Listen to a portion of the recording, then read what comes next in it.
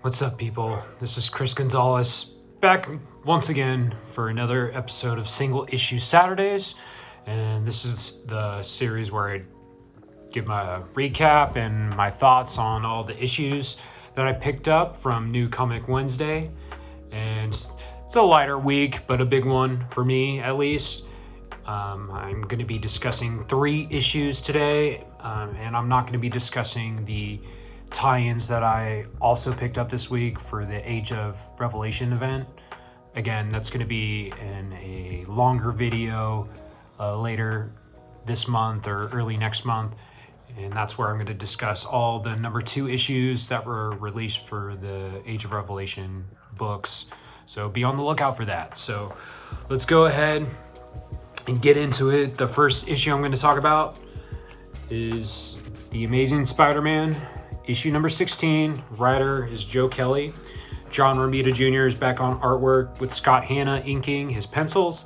Marcio Menez is the colorist, and Joe Caramagna is the letterer. And I'm going to read the recap that they give in the issue itself. So, again, the Earthbound stories, Norman Osborn is Spider-Man, Ben Reilly is Peter Parker, and since the real Peter Parker, aka Spider-Man, disappeared, and due to Hellgate punching him across the galaxy, I'm not sure, we'll probably get into that, but so Ben's neglected Peter's personal life, but excelled at his work life, and doing cutting-edge science with Brian Nearing and Astrid Algren. And Norman's more violent attempts at heroism put him on a collision course with the other Spider heroes, including Miles and Spider-Gwen, Spider-Boy, and etc. So, and they, got into a fight with Norman, and they let him know, like, hey, you can't be Spider-Man. And during the not the last issue, but the one before that, so issue 14, Norman was attacked by a spider slayer while having dinner with Peter's boss, Myra Osmani Milton, and that caused him to put back on the Spider-Man costume. So we begin the issue. It's just going through what our supporting cast is dealing with at the moment. And I've been enjoying Joe Kelly's run. So first of all, I did like this issue. So in the beginning, it just goes through, Ben, he's Ben Reilly, that is talking with his girlfriend. I forgot her name, but I think her name's Jeanette, and she's the hero where she puts on a mask and she assumes that person's life or their power or something like that. Let me know in the comments what Ben Reilly's girlfriend's name is. But yeah, it goes through that, and then it goes through J. Jonah Jameson reaching out to Aunt May, trying to get a sense of what's happened to Peter. Tombstone is reflecting on what's going on with Peter, and back in Norman's lab, it just goes over the dialogue that the spider people had with him about not hanging up the costume and not pretending to be Spider-Man. So it just goes through that, and then so again, John Romita back on interiors for this issue. And I'm not a fan of John Romita's most recent work. Again, the man's a legend. I loved his Daredevil stories and his early Spider-Man work, but now it's just like, with Pepe Larraz being the main artist, I never found John Romita's most recent style,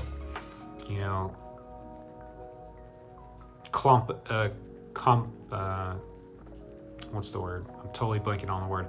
I felt like it doesn't meld with Pepe Larraz's artwork, but I didn't mind it this issue. So again, just going through the supporting cast, and it gets into, again, Norman just having an inner monologue of why he's doing what he's doing, and he He wants to know how Peter deals with being Spider-Man constantly, and he's grown to, enjoy being Spider-Man, and I guess it's helping him somewhat atone for his sins that he committed while being Green Goblin. So that plot might come back later, but then it jumps to Ben Reilly being at Peter's job at Rand Enterprises, and they gone through a breakthrough in their project, and Ben Reilly's having a hard time again having to deal with Peter Parker's personal life, and I found this panel interesting because the girl, she said, "Oh, the name's Brian Neering, and Peter Parker will be remembered for changing the world, and is Ben going to take on all the credit himself? We'll see." There's hints, and I'll show later. But yeah, and then Norman again meets Peter's boss in Central Park to discuss what happened, and Peter's boss asked Norman what's it like losing a child, because apparently something's going on with their son. But their conversation gets interrupted. Norman has to leave.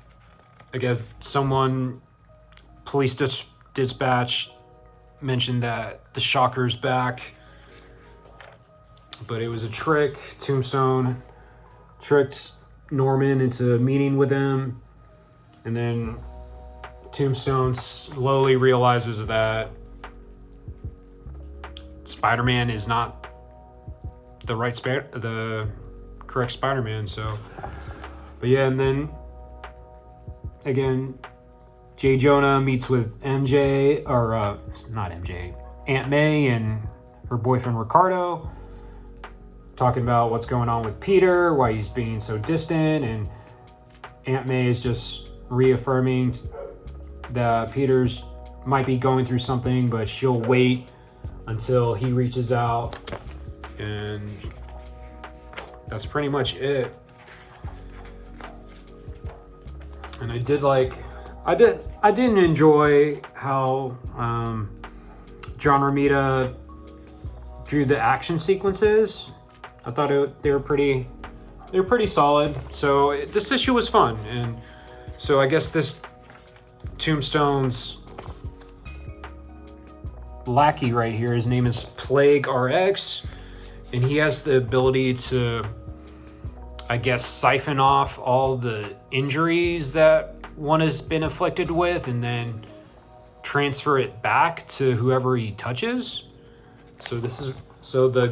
When Norman beat up Shocker and Shocker's goons a few issues ago, I guess this guy, he absorbed all the damage they received from getting beat up by Norman, and he transferred all that pain to Norman, and he gets really bloodied up here. And Tombstone tries to take advantage, but Norman fights back and breaks Tombstone's arm. And yeah, Norman, he's about to go ballistic, and then he decides last minute to refrain from further injuring Tombstone.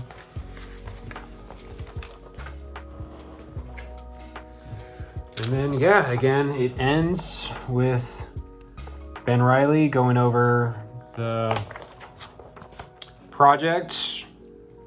And is he going to keep Peter's name on there? We will have to find out. So, yeah, again, that was the end of the issue. Another solid, fun issue. Again, I'm not going to give it a grade, but I really enjoyed it. It's just fun.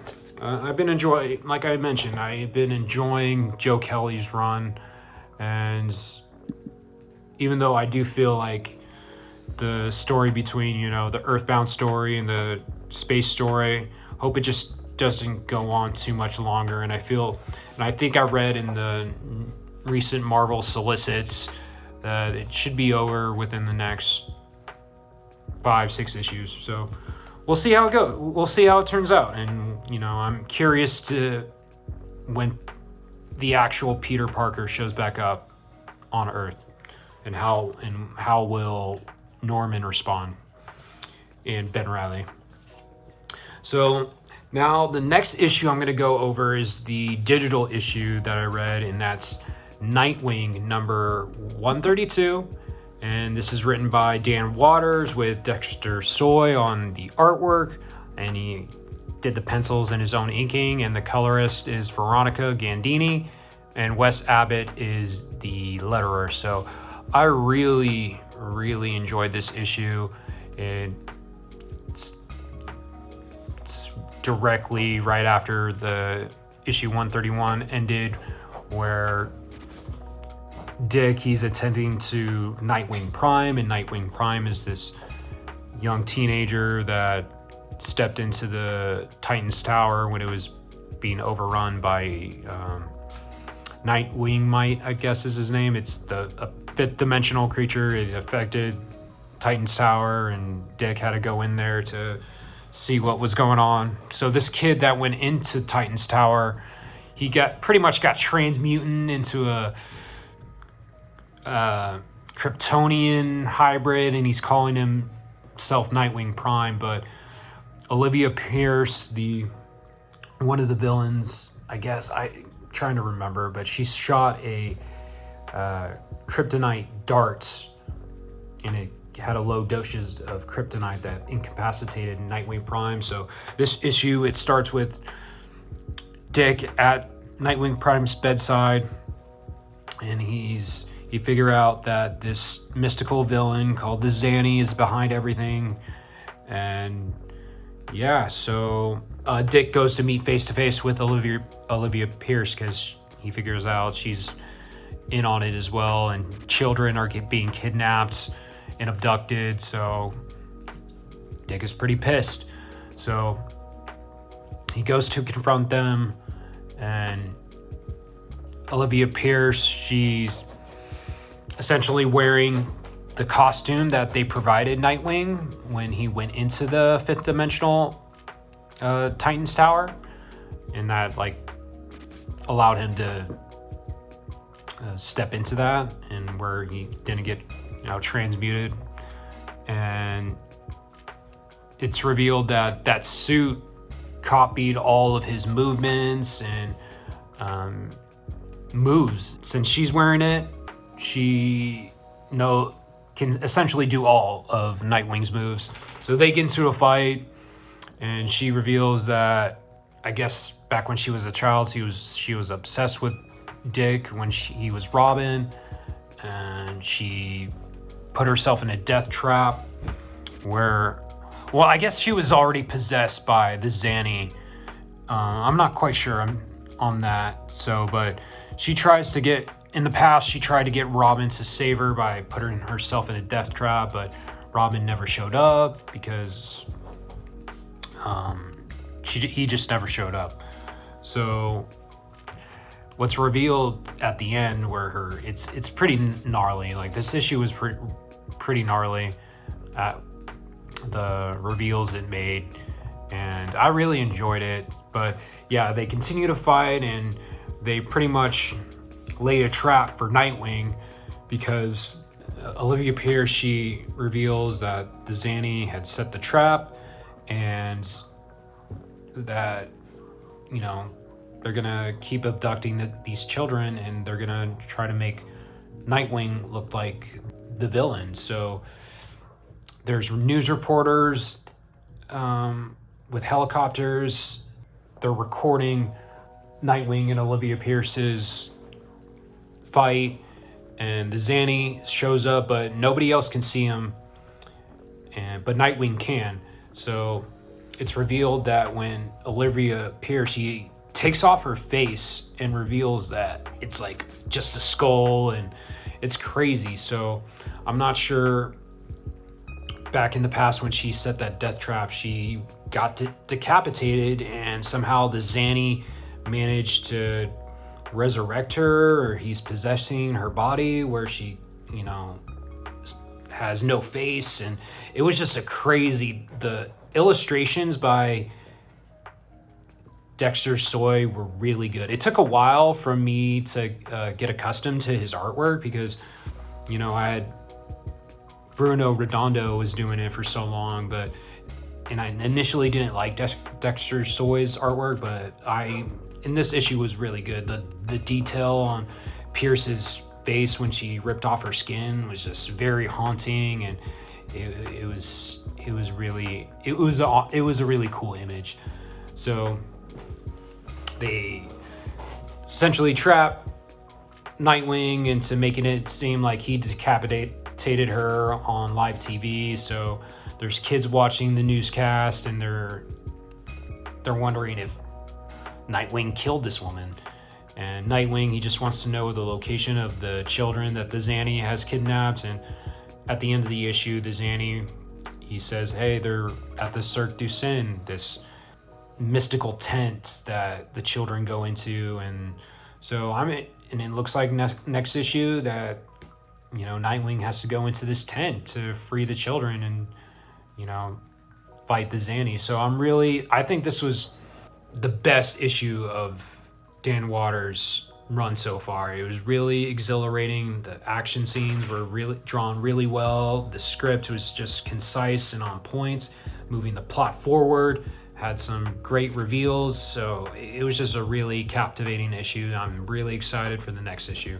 So it took a while for a Dan Watters run to get going, but now it's really hit a good momentum. So I'm looking forward. Definitely recommend and check that out. I think, to be honest, Nightwing issue 132 is my pick of the week. Now that I think about it, out of the 3 issues, it was my favorite. So, but yeah, so let's get into the big one because everybody's expecting this. So the last issue I'm going to go over is the Batman Deadpool crossover, the DC published one.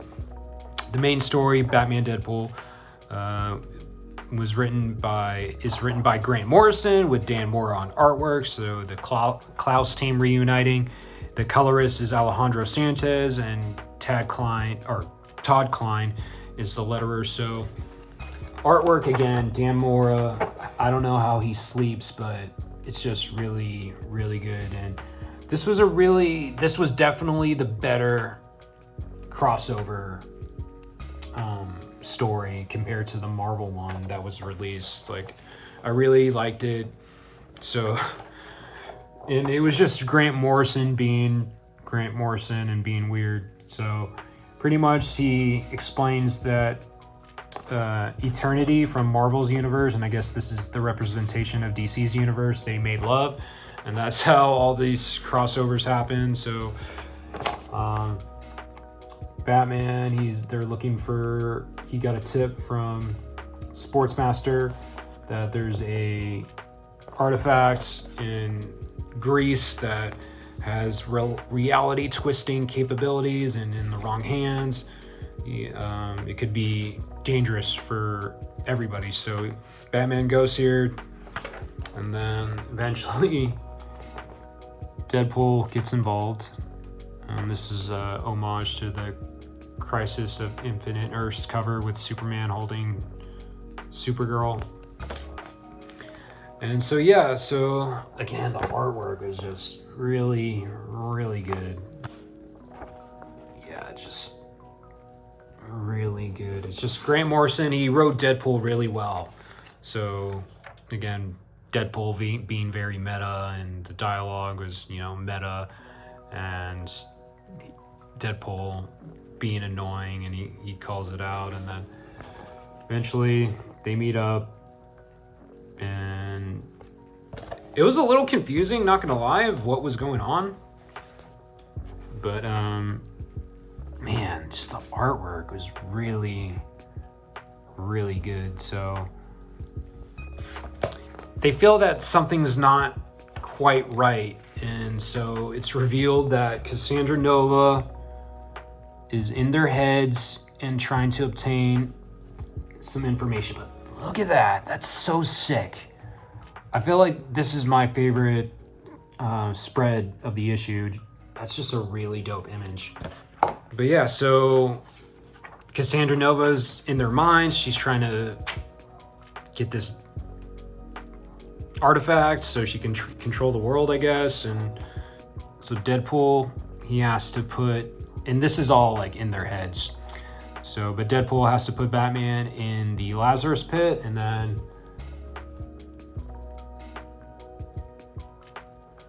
Darkclaw, an amalgam character from back in the 90s comes. That was pretty cool. Really enjoyed that. Really cool image. And so later on, and then Damian shows up, and Grant Morrison's one of his best runs, his Batman run. Damian was heavily involved, so that was a nice callback to that run. And then got really meta when Grant Morrison, he put himself in the story, and he pretty much says, yeah, I have the relic that you're seeking, and it's this keyboard. So Grant Morrison uses his keyboard to create a new amalgam character, Dead Bats, and he decapitates Cassandra Nova. And Eternity in the DC universe, yeah, they finished their one night stand, and that was pretty much it. So very fun, and really, it was just a fun story, so I really appreciated it.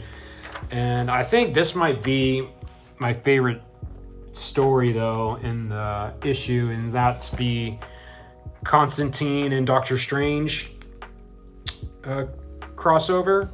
And it's written by James Tynion IV, Joshua Williamson, Scott Snyder, and with Hayden Sherman on the artwork, and Mike Spicer's the colorist, and Frank Savekovic is the letterer. And apologies if I mispronounced that name. So starts off with Constantine. He's going to the Sanctum Sanctorum in Bleecker Street, and Hayden Sherman, again, another artist that's just been killing it this year with his work on Absolute Wonder Woman and Batman Dark Patterns.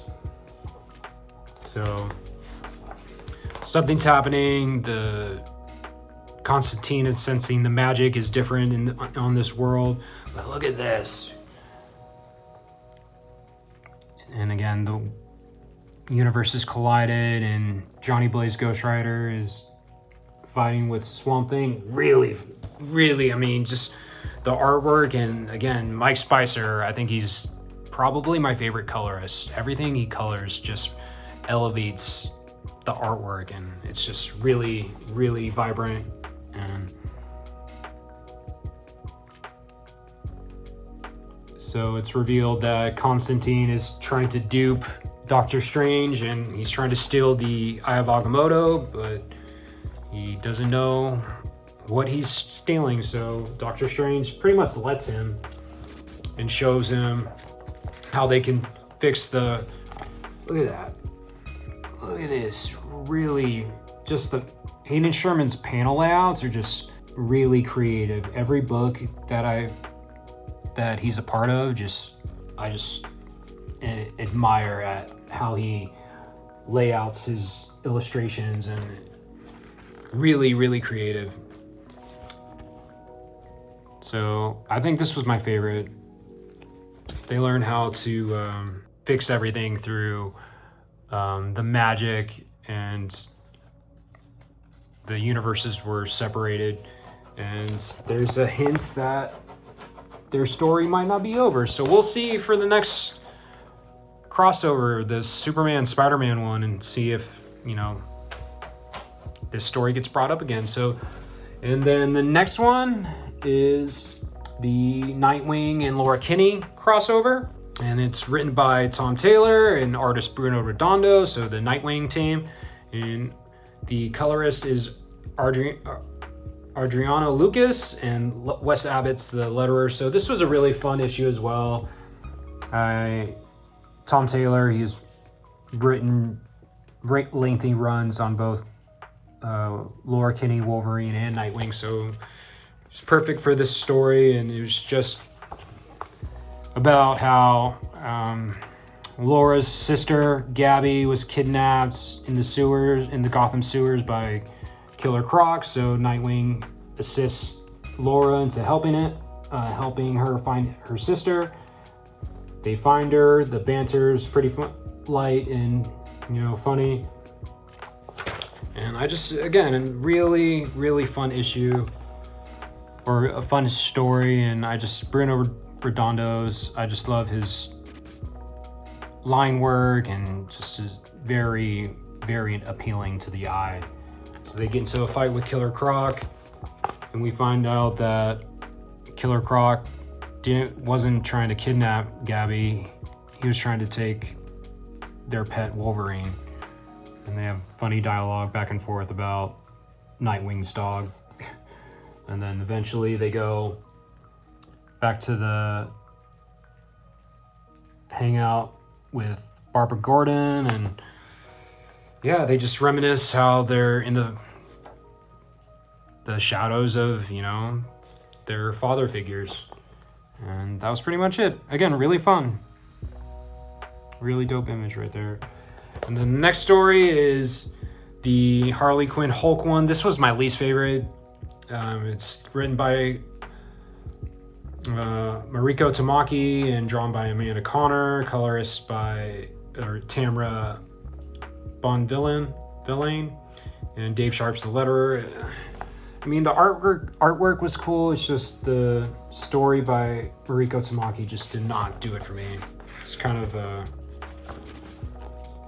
of pointless. So this, again, not my favorite, and I don't have that much to say about it. So we can move on to the last one. The last story is the Miss Marvel Static Shock crossover, and it's written by G. Willow Wilson, the creator or co-creator of Miss Marvel, and the pencils is by Dennis Cowan, and the inks by Klaus Janson, which is pretty surprising, and the colorist is Francesco Segala, and the letterer is Steve Wands. So it's just about how a kaiju is attacking Miss Marvel's home, and Static, I guess, moved into the neighborhood, and they fight this kaiju.